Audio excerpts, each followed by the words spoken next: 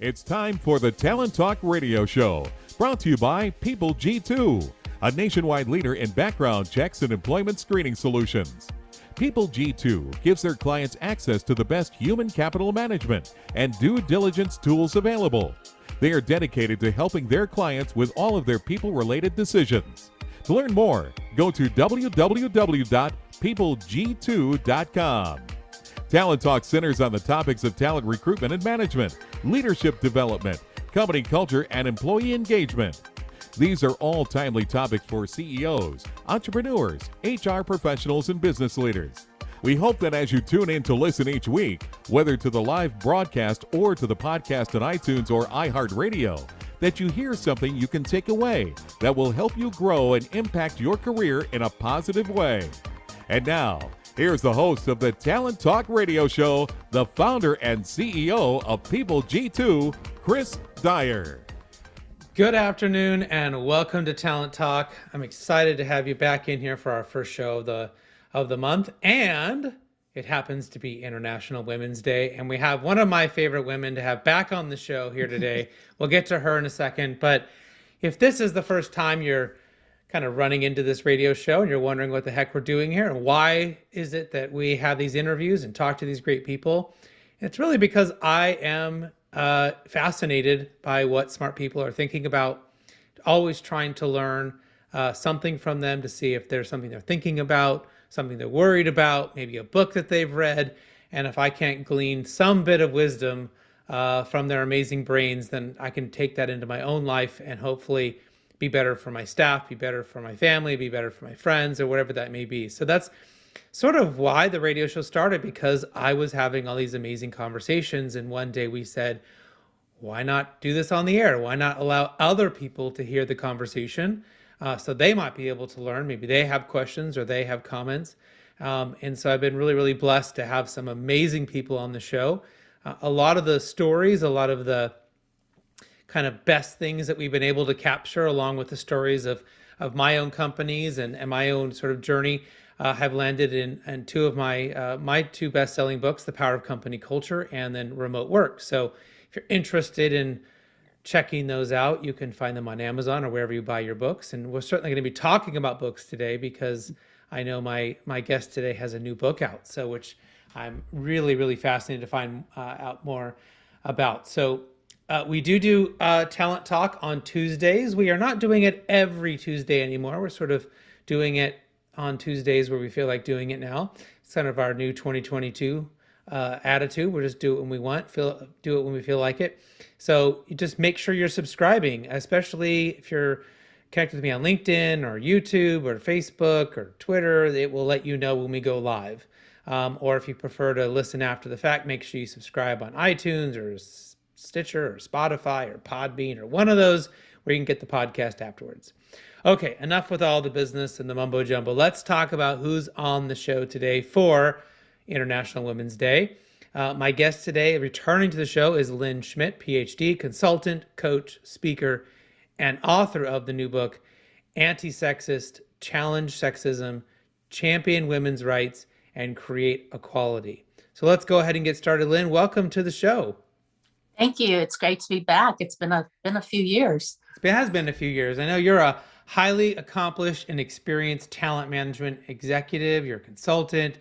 You're a coach focused on helping women achieve success. And of course, you are an author of award-winning and best-selling books. And we sort of mentioned what your current project is, which is Anti-Sexist.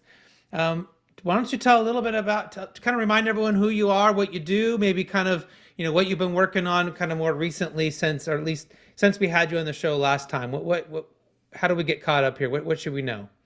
Yeah, absolutely. So most of my career, and I think the last time I was on the show, I was still in corporate America. And most of my career, I've been heading up leadership development departments.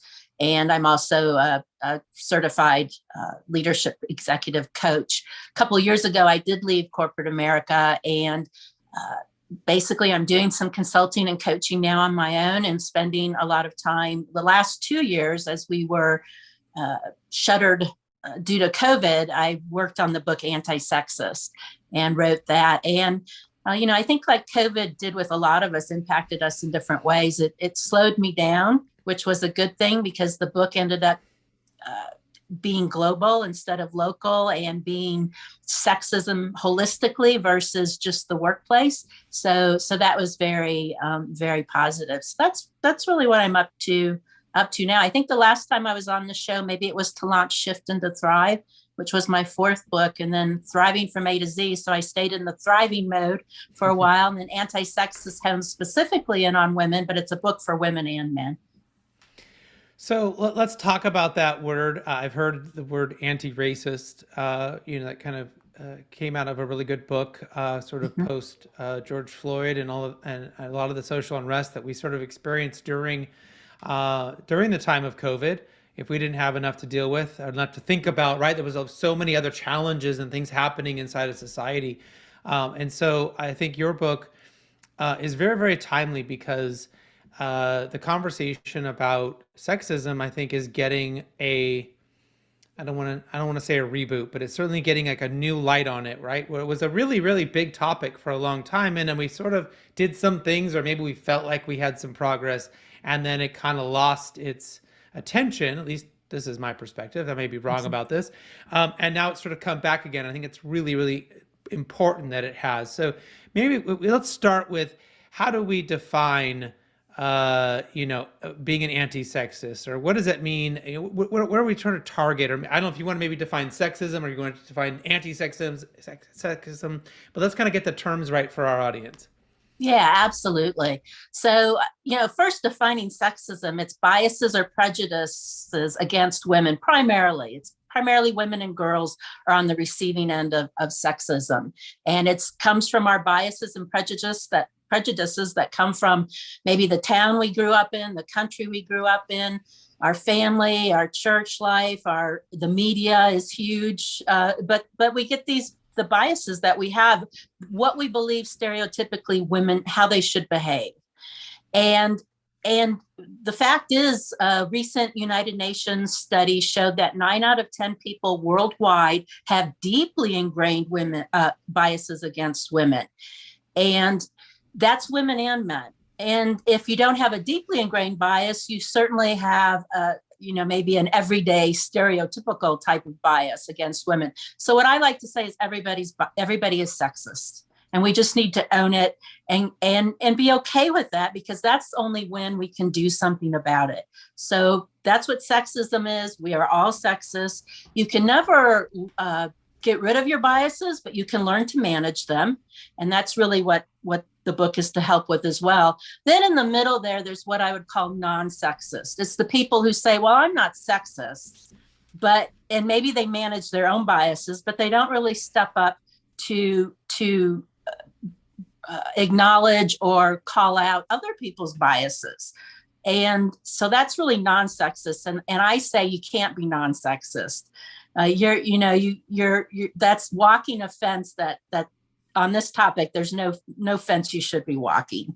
And so anti-sexist is where you're still sexist, because we all are. You're managing your own biases. In addition, you're stepping up, you're standing up, and you're taking actions to end sexism, whether it's being an ally in some way, whether it's when you hear, for men, for example, or women, because we are all sexist, you hear a friend say a stereotypical, maybe kind of demeaning remark.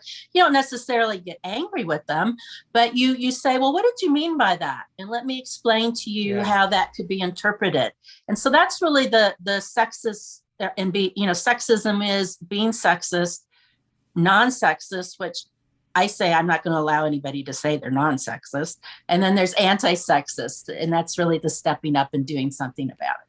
So I noticed when if we want to reflect on this and compare it to racist behavior, I noticed a big shift in sort of out in public or in even private conversations, people being far less willing to allow someone to say things that were racist, right? To make offhand jokes, or to say something, even if it's just, oh, well, this person, these types of people can't do this, or they always do that, or whatever it was, right? And people would immediately get uncomfortable, right? So on that end, there was some progress there, but I haven't noticed quite that change yet as it relates to sexism.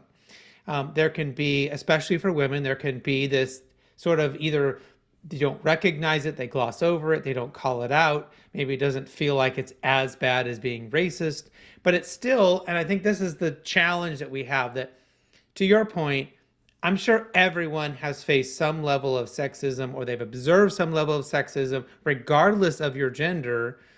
But it is women that are specifically and consistently, I guess, sort of put into a really, really bad positions, right? This causes them to not make as much money, to not be able to provide for their families, to not have the same opportunities. Where when I think about sexism against men, it was like, well, why would a man be a nurse, or why would a man be a teacher? But that didn't stop them from becoming a nurse or stop them from becoming a teacher. That sort of sexism is wrong and it should not occur, but like it didn't stop them from doing the thing they needed to do. They just maybe had bad jokes or people act like jerks to them. Whereas I think if you turn that the other lens, like there's literally like women who are not able to do some very important things that would be like under Maslow's hierarchy, right? Because of behaviors and consistent sort of, I guess, bad actors against a very large group of people. Am I kind of categorizing that correctly? Is that how you would see it? Yeah, that's exactly how I would see it. And I would say what you said about you're not hearing much about it. The fight against sexism has ebb and flowed. I mean, if you think about the 60s and everything that women were doing then, they had to come together. They had to fight, for those rights in men and women. And then if you think about the 80s, there were some laws passed to help women in the workplace, but it does ebb and flow. And right now there isn't very much being said about it. And I read a really interesting article that resonated with me that said women always take the back seat, meaning sexism. So even with racism, which is important and should be focused on, sexism is still taking the back seat. Women always take the back seat. And so, it's not getting the recognition, but the numbers are getting worse. So that's one thing I talk about in the book. And one reason I wrote the book is harassment numbers are growing. Domestic abuse numbers are growing. Numbers, the length of time it's going to take to close the wage gap is growing. The length of time for women to get parity is growing. So all of those types of numbers that should be shrinking are growing, and other numbers that maybe should be growing, like number of women in management. The number of women, 27% worldwide in management, is the same since 1995. Yeah. Obviously, it varies around the world, but globally, the average is the same since 1995. So that's another thing about the book, is that I felt it was important to bring this to the forefront because the numbers are getting worse. No one's paying attention to it. Women are once again, taking the back seat, and it has significant impact on their lives and cost to organizations and countries and nations and even, and children in particular, and then of course men as well, because they're often behaving in ways that towards women that doesn't make them feel good about it either. Right. Well, I know in your book you talk about sort of the 4 outcomes of sexism. Maybe we could kind of walk through each one of those. I think the first one is the microaggression. So what is that? What should we be looking for there? Yeah. So what I did with the book, when I decided to really look at it holistically, because what I found is, as I started looking closer and closer at sexism, is that people specialize in certain areas. So I'll explain microaggression, but you've got people specializing in microaggression. You've got people specializing in sexual harassment. You've got people specializing in how to be a male ally. You've got people specializing in domestic abuse. This information is everywhere, and there's just huge amounts of it. And what I wanted to do was pull something together that showed all of it holistically so you could really understand the significant impact. So I created a matrix, a framework called the 4 outcomes of sexism. It's microaggression, discrimination, harassment, and violence. And microaggression is really where it starts. So if you think about the fact that we are all sexist, microaggression are those daily, I like to say they're the daily paper cuts. They're the daily, often normalized things that we might say or think about women that hurt. You hear it once, it hurts like a paper cut would, but women hear them daily. And so they build up and they truly scar and they impact, mental health and well-being and all of those sorts of things. So it's terms we use, like, women engineer, working mother, things you'd never say about a man. There's not equivalent words, or bossy or pushy or aggressive when she's really just being assertive, like a man would be. Ditzy, ballbuster, bitch, all those sorts of words and actions, as well towards women. So those are microaggressions and they build up. Yeah. And those are all, I think it's important for people to understand that there are different types of sexism. It's not just, one or the other. There are these different components. And so you might be not discriminating and not harassing and not being violent, but you could have these microaggressions, right? This could be where you need to think about your behaviors, or you need to think about the behaviors of those people you might be leading or managing, and making sure that we are creating that space that does not ignore or certainly not encourage. But I think one of the biggest problems I see is just it's sort of ignored, right? It's not really dealt with. And that becomes frustrating for women. This would be interesting. I mean, do you think there's certainly a lack of women in leadership positions, as you pointed out? And I know a lot of people, and I certainly have been one of them, that would love to hire more women into leadership positions, but it's like the supply is quite low. And so why is the supply low? Is it that we are not developing women and helping them be successful into leadership positions when they start early in their career? Is it the, behaviors and sort of the bad actors inside of companies that causes women to stop and to not continue, inside of those organizations, so that then there isn't that supply, right, when it's the right time to put them in there? Or is it a lack of, societal support when, they have to step away if they're going to go have children and then come back to their careers? Or maybe this is a giant Venn diagram. It's a little bit of everything, right? But what are your thoughts on kind of why there's that supply issue right now? I think it is a little bit of everything. And when you look at companies, especially large companies are a good example. In non-management roles, typically, you've got 50% women working at an organization. The minute you start looking at the, first level management, supervisory, senior management, executive, the numbers start to shrink and shrink and shrink. And so it's not really that in some cases, like I'll talk about STEM in a moment, there are cases where the talent pool isn't there, but that's because of sexism as well. But it's not, if you look at leadership roles, it's not that the talent pool isn't there. It is that the internal, the sexism that can happen within organizations is not allowing women to progress. I mean, succession management meetings, often women won't be nominated. They won't be on the list. And it's not because they don't have the capabilities or the talent. It's been shown that men often won't mentor or sponsor women like they do. We like right? We like people like us. And that gets into, the biases as well and the sexism.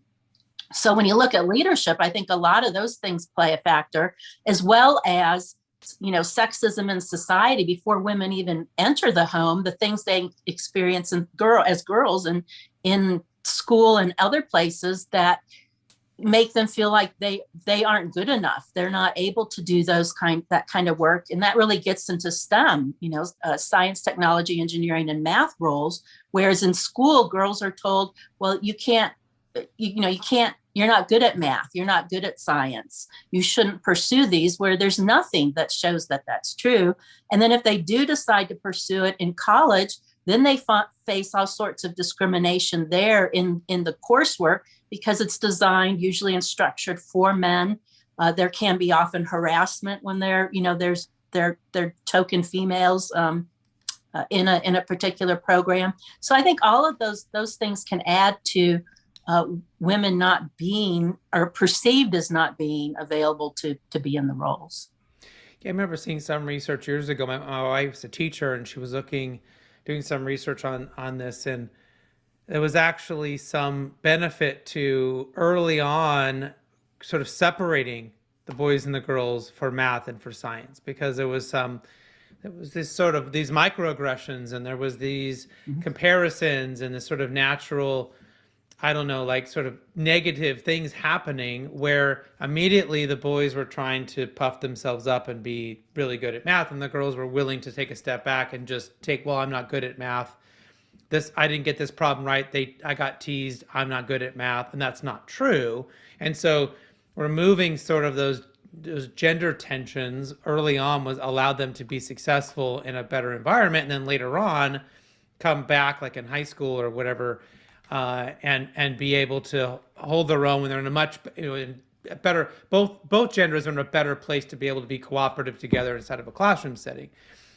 I don't think our schools are going to magically do that kind of radical change, but it is interesting that there is something going on from a very early stage in life that's causing some of these initial problems around how we think about math and science, leadership, and that has such an impact through our beliefs, through our biases, and through the outcomes, I think, for women inside of companies. Because you're right, if you look at the average company, you've got a pretty close, 50-50 split between men and women if you just look at positions.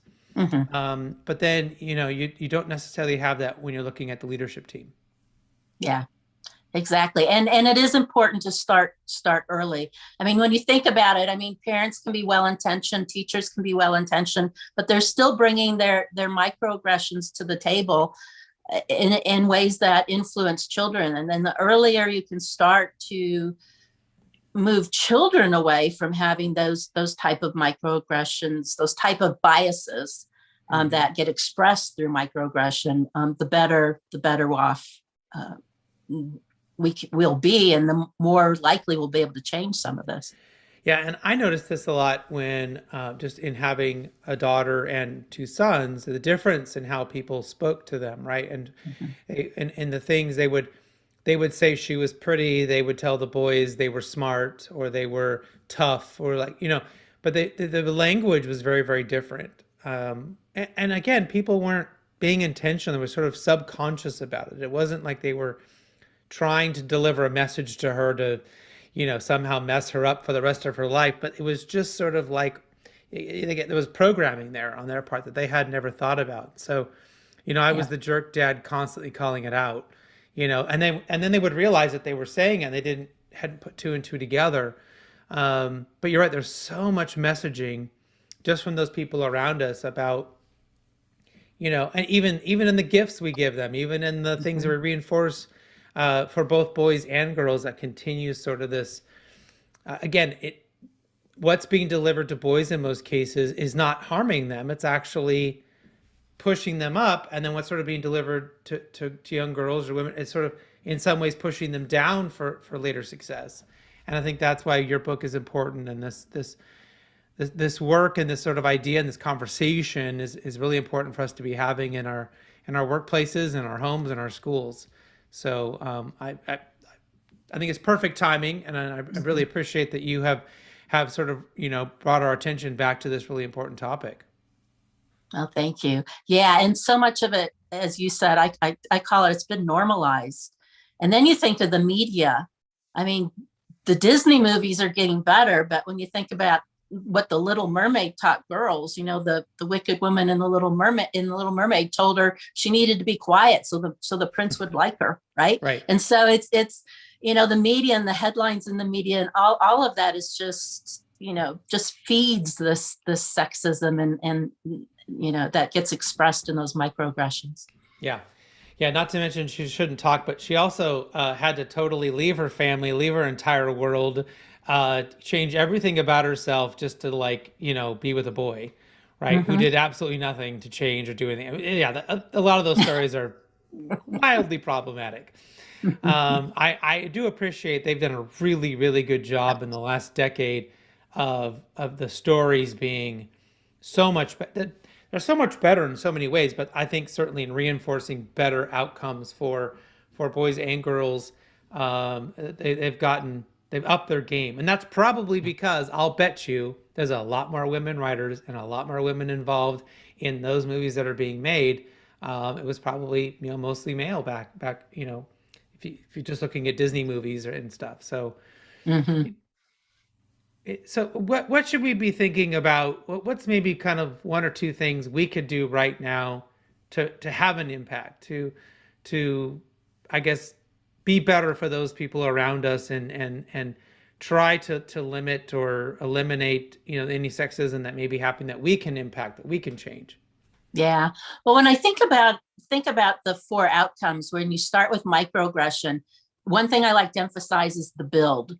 So microaggressions, if they aren't called out, if they aren't stopped, there are some people where it will build either to discrimination or to harassment or both.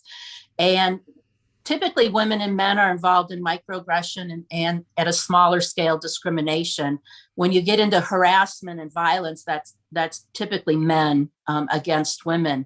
But the key is if we don't call out and stop microaggression, there are certain people where they will then escalate to discrimination, or men that will escalate to harassment and then violence if it's not called out. So there is really an escalation pattern there where if we don't stop it early.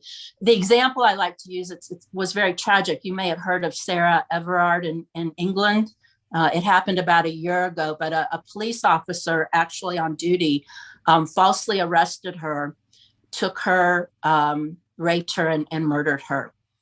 And what was later found out is at the trial is that his buddies in the police force would laugh at him and joke with him when he would project violence on women and talk about women in horrible ways. They actually nicknamed him the rapist. And they just would joke about his behavior. He actually had been turned in for flashing a few times, and there were no repercussions. He wasn't held accountable. So that's just an example of how when microaggressions aren't stopped and called, there are certain people where they will feel, oh, it's okay for me to discriminate because others accepted, my demeaning behavior towards women, or it's okay for me to harass because others accepted it. And then the harassment leads, horrifically often to violence. Yeah. So what can we do?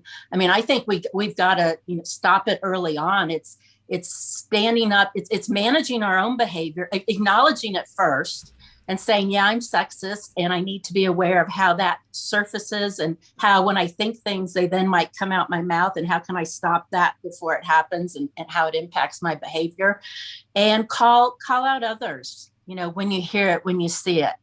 And then, that stops it early on and working with children. But then if it moves to escalates to discrimination or harassment, that's where, it's incredibly important to call it out, to stop it, to support women when that is happening, to be an ally.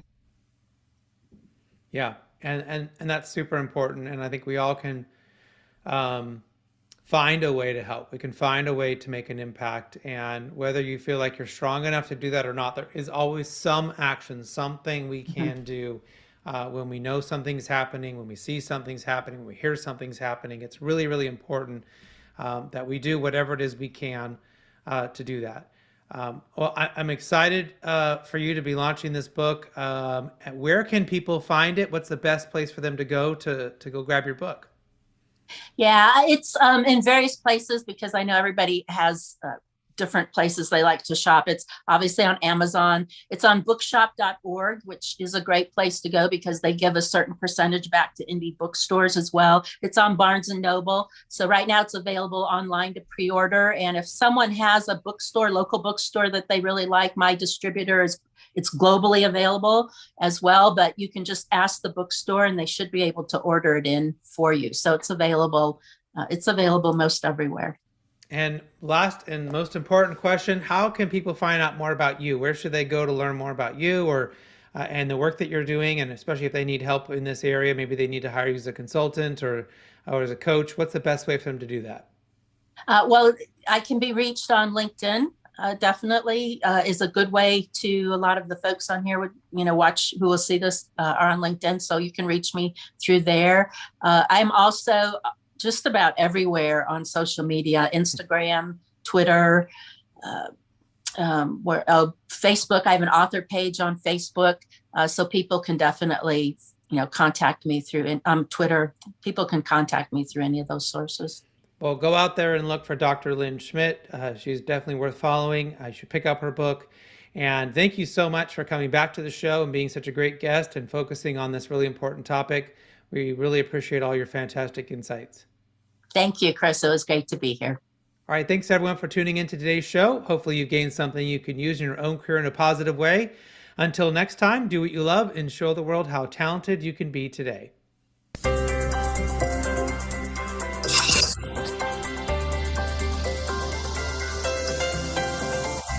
You've been listening to Talent Talk Radio, brought to you by People G2.